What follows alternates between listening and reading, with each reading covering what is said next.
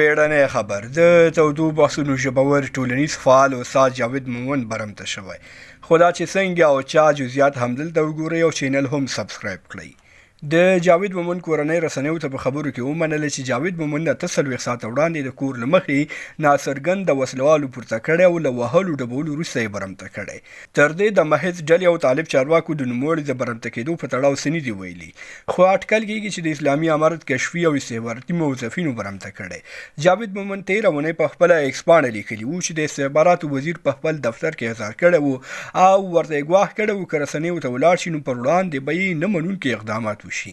هغه دا راز ادعا کړې وه چې هر شی ته طالب چارواکي مرګوني ګواښونه کوي او له رسنیزو فعالیتونو مې راګرځوي.